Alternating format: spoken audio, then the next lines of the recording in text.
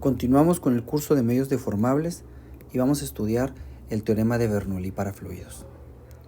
Considere el flujo de un fluido y su campo de velocidades asociado a tiempo t. Podemos definir la línea de flujo como la curva integral de u a tiempo fijo y la denotamos por x de s a t. Esta x de s resuelve la ecuación diferencial dada por esta expresión. Se fijan, es la curva integral de la u. Entonces, pero a un tiempo fijo. O sea, básicamente lo que nos dice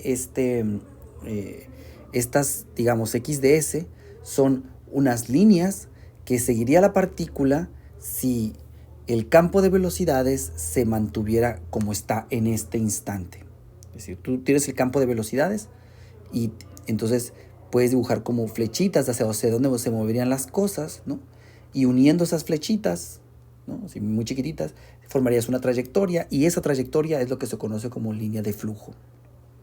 Se distingue de la trayectoria precisamente en que la trayectoria es la curva trazada por la partícula cuando el tiempo evoluciona. Es decir, por ejemplo, en algún instante de tiempo la velocidad le dirá a la partícula moverse en esa dirección, pero si el campo de velocidades puede evolucionar en el tiempo, entonces la trayectoria puede ajustar su movimiento al nuevo campo de velocidades. Es decir, evoluciona con u, la trayectoria.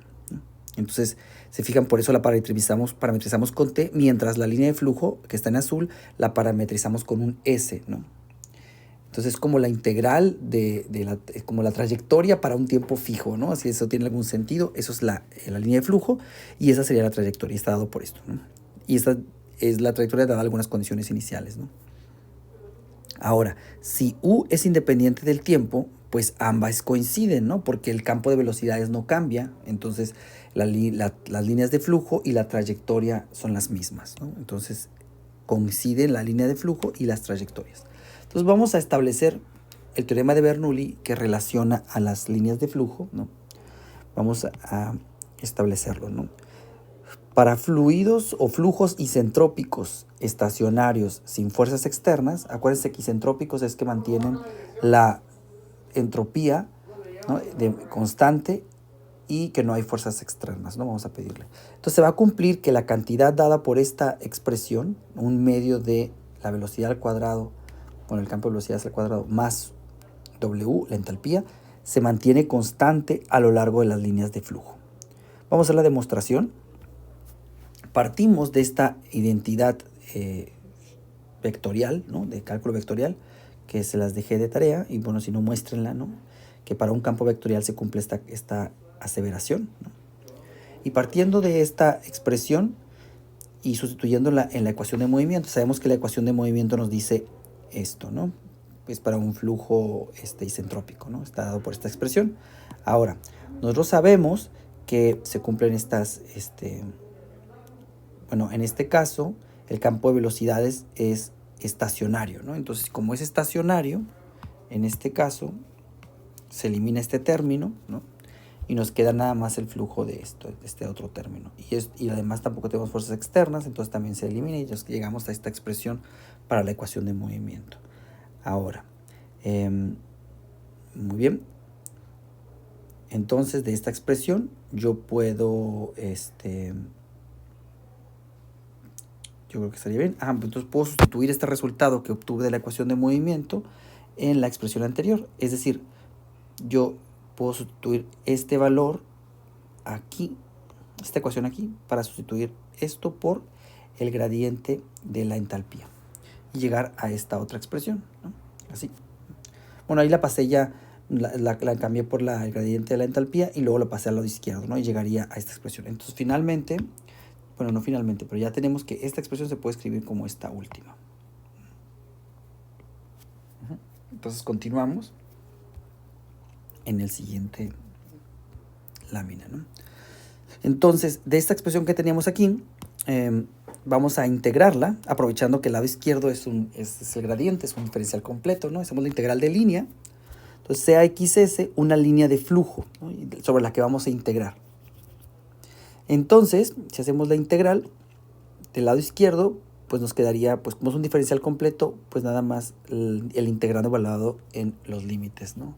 Bueno, no el integrando, en lo que está dentro del gradiente. Es decir, teníamos esta expresión, ¿no? Integramos esta así, ¿no? Pasa la integral de línea, y pues esto es el teorema fundamental de la integral de línea, ¿no? Entonces nos permite que evaluemos nada más esta parte de aquí adentro en los límites de la integral, porque es un diferencial completo, ¿no? En el sentido de integral de línea. Por otro lado, del otro lado izquierdo tendríamos la integral, pues, del lado derecho de esta ecuación de acá, ¿no? O sea, este de aquí, este lado derecho, ¿verdad? Entonces vamos a integrarlo también, la integral de línea, ¿no? Sobre todo sobre la línea de flujo. Pero aquí tenemos una cantidad, fíjense, esta, ¿no? Es el producto punto entre este vector, déjenme señalarlo, entre este vector y este otro. Sin embargo, x' de s no es otra cosa que la derivada, ¿no? Pues es como la derivada de la posición, ¿no? Y pues eso sería igual a u de xs, porque sería como la velocidad, ¿no? En ese punto, ¿no? A ese instante, ¿no? Entonces sería u, el campo de velocidades para sx. De esta forma, entonces básicamente aquí tenemos un u, ¿no? Y estamos haciendo producto punto con algo que es producto cruz con u. Entonces son ortogonales. Y por tanto esa integral da cero, porque es el integrando de esta integral de la derecha da cero. Y por tanto, esta expresión evaluada en los límites al superior e inferior debe ser igual a cero, lo que implica que son iguales. Y como no les dijimos cuál es el S1 y cuál es S2, se mantiene para todo S1 y S2 sobre la línea de flujo. Y entonces esta cantidad es constante sobre las líneas de flujo, que es lo que queríamos demostrar. Este teorema se va a cumplir también para cuando el flujo no es isentrópico pero homogéneo e incompresible. En ese caso, la cantidad conservada sería esta, ¿no? Reemplazamos la entalpía por P sobre ρ. Y también se va a cumplir en el caso anterior si existe una fuerza externa G, ¿no? Pero siempre y cuando la fuerza G es producto de un gradiente de un potencial escalar. Y en este caso hay que sustituir la entalpía por la entalpía más esta función potencial phi. Bueno, entonces con esto damos por terminado el video. Hemos demostrado, ¿no?, el teorema de Bernoulli.